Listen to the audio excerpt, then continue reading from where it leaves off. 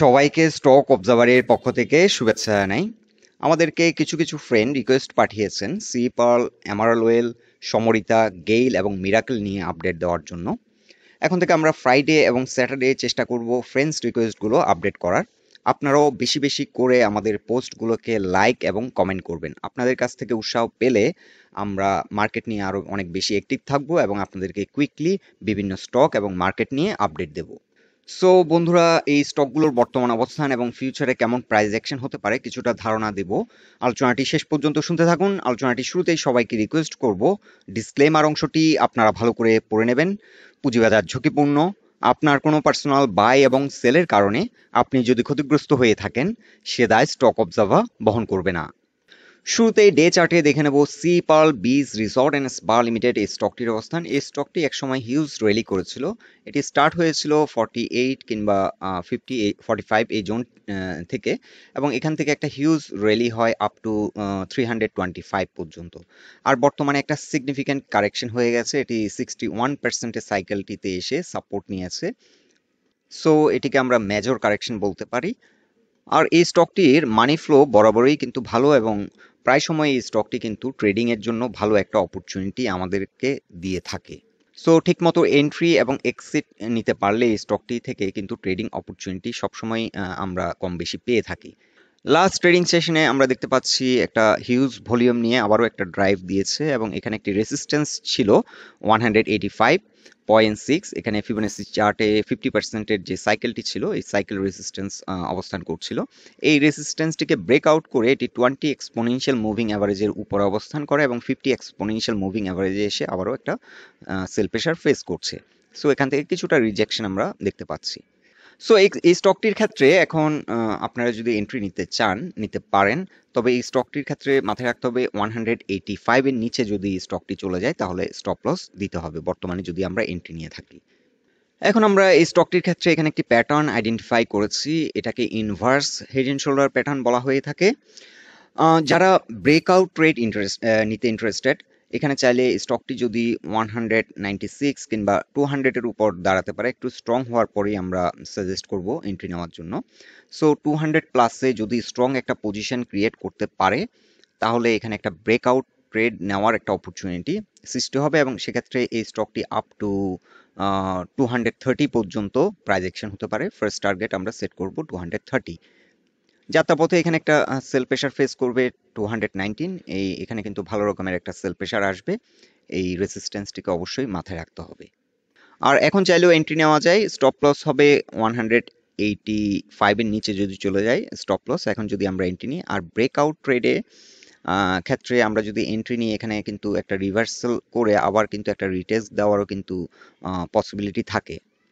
So breakout ট্রেডের ক্ষেত্রে আমরা সবসময় আপনাদেরকে যেটা সাজেস্ট করি সেটা হচ্ছে কনসিস্টেন্সি ইন ভলিউম এবং মোমেন্টাম। এই দুটো জিনিস ধারাবাহিকভাবে যদি স্টকটি পারফর্ম না করে, এবং আমাদেরকে মাথায় রাখতে হবে যদি ভলিউমের ধারাবাহিকতা যদি ঠিক না থাকে, এবং এই ব্রেকআউট জোনে কিন্তু মিনিমাম এই যে ভলিউম বার, এই ধরনের ভলিউম বার এখানে যদি ক্রিয়েট না হয়, অর্থাৎ মানি ফ্লো এবং টার্ন ওভার ডেলি যদি সাবস্টেনশিয়াল না হয়, তাহলে কিন্তু ব্রেকআউটটি হয়তো সাকসেসফুল হবে না।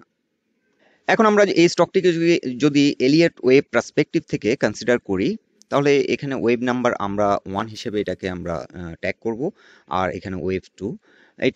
এখানে 5টা ওয়েভের মাধ্যমে কিন্তু ওয়েভ 1 কমপ্লিট করেছে। আমরা লঙ্গার হরাইজন এটাকে ওয়েভ 1 হিসেবে কাউন্ট করব, এবং এখানে ওয়েভ 2, এবং বর্তমানে ওয়েভ 3 রানিং। এই স্টকটি যদি আর ফার্দার 152-র নিচে যদি না যায়, এখান থেকে যদি সাইড ওয়ে প্রাইস অ্যাকশনের মাধ্যমে এটি এগোতে থাকে, আমরা ধরে নিচ্ছি থার্ড ওয়েভ এখান থেকে রানিং, এবং এই স্টকটি কোনো একটা পয়েন্টে আবারও এই যে হাই পয়েন্টটি ক্রিয়েট করেছিল 325, এই জোনটিকে চেস করবে এবং একটি নিউ হায়ার হাই ক্রিয়েট করার চেষ্টা করবে।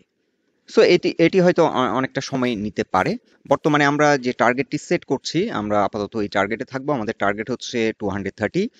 আর ব্রেকআউট ট্রেড যারা নিতে ইন্টারেস্টেড, আপনারা চাইলে ব্রেকআউট দিলে এটি হয়তো কুইক প্রাইস অ্যাকশন করবে, আর এই জোনটিতে অবস্থান করলে এখন কিছুটা সময় নিতে পারে, এখানে কিছুটা সাইডওয়ে প্রাইস অ্যাকশন হতে পারে।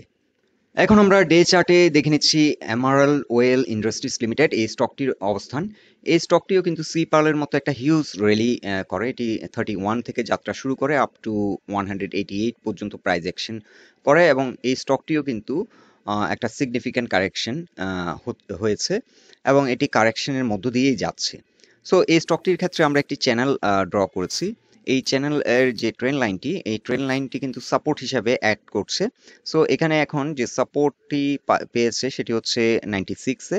এটি যদি ফার্দার ডাউন করে এটি 94 এ এসে আবার সাপোর্ট পাবে এবং ফাইনালি যে স্ট্রং সাপোর্টটি এই স্টকটির জন্য সেটি হচ্ছে 90.8। এই স্টকটি চাইলে আমরা এখন এই জোনটিতে গ্র্যাজুয়ালি এন্ট্রি নিতে পারি। এটার গন্তব্য হতে পারে 127 পর্যন্ত গন্তব্য হতে পারে, কিংবা 128 এই জোন পর্যন্ত এটি আবার হয়তো হিট করতে পারে।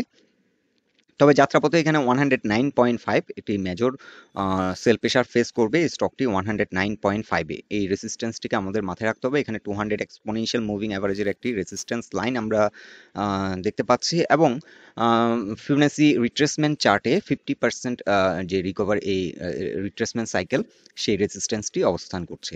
সো এই জোনটিতে একটি ভালো রকমের সেল প্রেশার আসবে এবং এই সেল প্রেশারটি যদি ওভারকাম করতে পারে স্টকটি আপ টু 128 পর্যন্ত প্রাইস অ্যাকশন হতে পারে।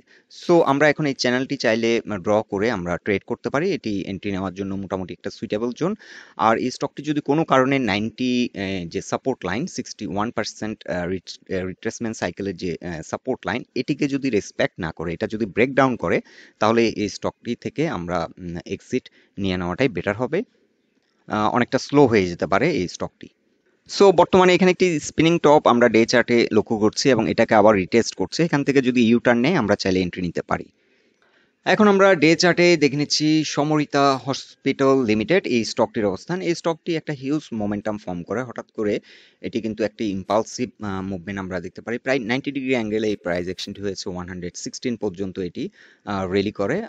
এটি শুরু করেছিল 75 রেঞ্জ থেকে এটি যাত্রা শুরু করে এবং একটি ইম্পালসিভ মুভ 116 পর্যন্ত রেলি করে। সো এখানে একটি বাইং ক্লাইম্যাক্স ক্রিয়েট হয়েছিল এবং এটি কিন্তু আবারও এই স্টকটি কিন্তু একটা মেজর কারেকশন হয়ে গেছে। এটি ইন বিটুইন 61% থেকে 78% এর যে রিট্রেসমেন্ট সাইকেল এই সাইকেলের মধ্যে অবস্থান করছে। স্টকটি ফাইনালি সাপোর্ট নেয় 84.4 এ এবং বর্তমানে এটি 50 এক্সপোনেনশিয়াল মুভিং অ্যাভারেজের উপর দাঁড়িয়ে আছে। এখানে যে সাপোর্ট লাইন 50 এক্সপোনেনশিয়াল মুভিং অ্যাভারেজে সেটি হচ্ছে 87.7।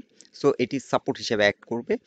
স্টকটি চাইলে আমরা এন্ট্রি নিতে পারি। স্টকটি 50 এক্সপোনেনশিয়াল মুভিং অ্যাভারেজের নিচে নেমে গেলে আমরা চাইলে স্টপ লস দিয়ে দিতে পারি, অথবা আমরা আপ টু 84.8 পর্যন্ত 2 পর্যন্ত আমরা ওয়েট করতে পারি। এটি তার স্ট্রং সাপোর্ট।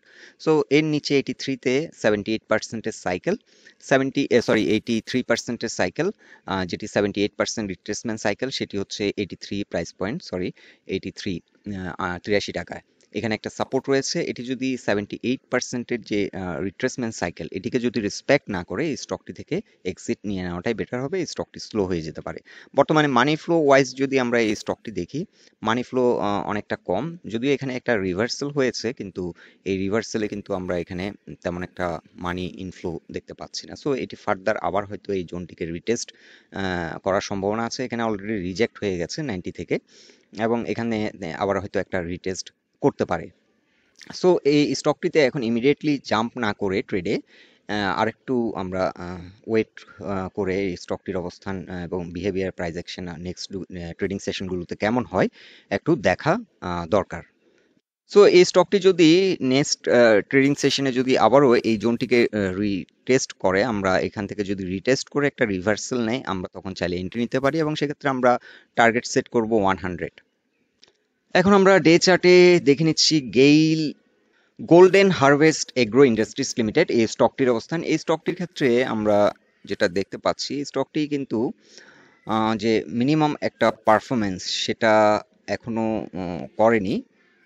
এখানে একটা ভালো মানি ইনফ্লো হয়েছিল, কিন্তু এখান থেকে রিজেক্ট হয়ে আবারও অনেকদিন ফ্লোর প্রাইসে অবস্থান করে, এখন আবারও ফ্লোর প্রাইস থেকে ঘুরে দাঁড়িয়েছে। স্টকটি চাইলে আমরা এন্ট্রি নিতে পারি, তবে স্টকটি যদি কোনো কারণে 17 টাকা 60 পয়সার নিচে নেমে যায় তাহলে স্টপ লস দিয়ে দিতে হবে। আবারও ফ্লোর প্রাইসে আটকে যাওয়ার একটা ব্যাপার ঘটতে পারে।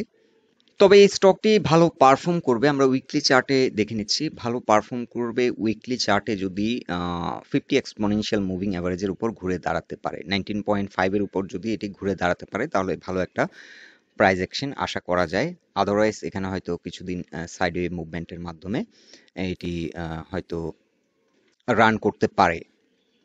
সো গত সপ্তাহে এখানে মানি ফ্লো মোটামুটি বৃদ্ধি পাচ্ছে আমরা দেখতে পাচ্ছি। আরো ২-১টা সপ্তাহ দেখা দরকার, কিংবা নেক্সট উইক এই স্টকটিতে কেমন মানি ইনফ্লো হচ্ছে সেটা কনসিডার করে চাইলে এই জন্য কিছুটা এন্ট্রি নেওয়া যায়। তবে এটি 19 এর উপর যদি স্ট্রং একটা সিচুয়েশন আমরা পজিশন যদি ক্রিয়েট করতে পারে, তাহলে আমরা চাইলে এই স্টকটি এন্ট্রি নিতে পারি। যারা দীর্ঘদিন ধরে এই স্টকটিতে হাই প্রাইস পয়েন্টে এন্ট্রি নিয়ে আটকে আছেন, তাদের জন্য আমরা সাজেস্ট করবো এই স্টকটি ২৭ টাকা পর্যন্ত প্রাইস অ্যাকশন হতে পারে। এখন কতটা সময় নিতে পারে সেটা বলা খুবই মুশকিল। এটা অনেক সময় ২ সপ্তাহের মধ্যেও প্রাইস অ্যাকশন হচ্ছে, আবার অনেক সময় ২ মাসেও কিছু হচ্ছে না। সো টাইম ফ্রেমটা বলা খুবই মুশকিল বর্তমান মার্কেটে। তবে এটি মিনিমাম যে রিকভারি 27.7 এটি অবশ্যই দেবে, হয়তো একটু সময় বেশি লাগতে পারে। যাত্রাপথে এখানে 22.4 যারা ট্রেডিং ওয়াইজ চিন্তা করছেন তাদের জন্য এই রেসিস্ট্যান্সটি অবশ্যই বিবেচ্য বিষয়। 22.4 এই রেসিস্ট্যান্সটি আপনারা মাথায় রাখবেন। এখন আমরা ডে চার্টে দেখে নিচ্ছি মিরাকল ইন্ডাস্ট্রিজ লিমিটেড এই স্টকটির অবস্থান। এই স্টকটি কিন্তু একটা হিউজ র্যালির পর কিন্তু আবারও একটা সিগনিফিক্যান্ট কারেকশন হয়েছে, এবং এখান থেকে কিন্তু সাপোর্ট পেয়ে গেছে 38.5-এ, এবং লাস্ট ট্রেডিং সেশনে কিন্তু এটি ভালো একটা ভলিউম নিয়ে ড্রাইভ দিয়েছে এবং 20 এবং 50 এক্সপোনেনশিয়াল মুভিং অ্যাভারেজের উপর অবস্থান করছে। সো এই স্টকটি এখন চাইলে এন্ট্রি নেওয়া যেতে পারে, এবং এই স্টকটির ক্ষেত্রে স্টপ লস আমরা সেট করব 41 এর নিচে যদি চলে যায় স্টকটি থেকে এক্সিট নিতে হবে। আর এই স্টকটিতে যদি আমরা এখন এন্ট্রি নিই, এই স্টকটি একটি রেজিস্ট্যান্স ফেস করবে 45.5-এ। এই রেজিস্ট্যান্সটিকে যদি ব্রেক আউট করে এটি আবার হয়তো তার যে প্রিভিয়াস যে হাই সেটিকে হয়তো চেস করতে পারে, এবং যাত্রাপথে এখানে 50 এই জোনটিতেও কিন্তু ভালো রকমের একটা সেল প্রেশার ফেস করবে। সো এখানে আমরা একটি ফিবোনাচি রিট্রেসমেন্ট চার্ট ড্র করে নিই, ড্র করে দেখি স্টকটি কোন কোন পজিশনে এসে রেজিস্ট্যান্স ফেস করবে। এখানে 38% এর সাইকেলটি কমপ্লিট করে কিন্তু এখান থেকে রিজেক্ট হয়ে আবারও কিন্তু এটি একটি ড্রাইভ দিয়েছে, এবং এটি হয়তো এখন এই রেজিস্ট্যান্সটিকে চেস করে একটি হায়ার হাই করবে। এখানে 49 পর্যন্ত হয়তো মিনিমাম যে মুভমেন্ট আশা করছি। এখান থেকে আমাদেরকে অ্যালার্ট থাকতে হবে 49।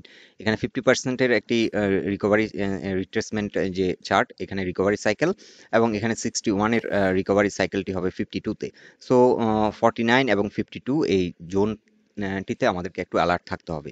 ভলিউম যদি ঠিক থাকে, ধারাবাহিকতা যদি ঠিক থাকে, তাহলে ট্রেডটা কন্টিনিউ করা যায় আপ টু 58 পর্যন্ত এটি আবার প্রাইস অ্যাকশন হতে পারে মিনিমাম। সো এই স্টকটি এখন হয়তো আমরা যেটা এক্সপেক্ট করছি সেটি হচ্ছে এই স্টকটির ক্ষেত্রে একটা সাইডওয়ে প্রাইস অ্যাকশন ঘটতে পারে, কারণ এটি এর আগেও 59 কিংবা 60 এই জোন থেকে রিজেক্ট হয়ে বড় রকমের একটি পতন 13 টাকা পর্যন্ত চলে এসেছিল, এবং এটি কিন্তু আবারও আমরা দেখতে পাচ্ছি এই জোনটিকে কিন্তু চেস করে আবারও একটা বড় পতনের পর এখান থেকে আবার ইউটার্ন নিয়েছে, এবং বর্তমানে কিন্তু মানি ইনফ্লো কিন্তু হিউজ, এখানে কিন্তু হিউজ মানি ইনফ্লো হয়েছে, এবং কারেকশনে আমরা সেই অর্থে কিন্তু মানি আউটফ্লো তেমন একটা দেখতে পাচ্ছি না এই জোনটিতে। সো এই স্টকটির অলরেডি স্টপ লস পয়েন্টই আমরা আপনাদেরকে ইন্ডিকেট করেছি 41, এবং এরপরের যে সাপোর্ট এই স্টকটির ক্ষেত্রে 38.5 এই জোনটিতে সাপোর্ট নিয়েছে। সো এটি একটি সাপোর্ট পয়েন্ট, এবং এরপর যে স্ট্রংগেস্ট সাপোর্ট সেটি হবে 36.9। সো বন্ধুরা, এই 5টি স্টক নিয়ে এটাই ছিল আমাদের অবজারভেশন। আলোচনাটি যদি আপনাদের ভালো লেগে থাকে অবশ্যই পোস্টটিকে লাইক দিন, বন্ধু বান্ধবের সাথে শেয়ার করুন, আর আমাদের সাথে থাকার জন্য আপনাদের অসংখ্য ধন্যবাদ।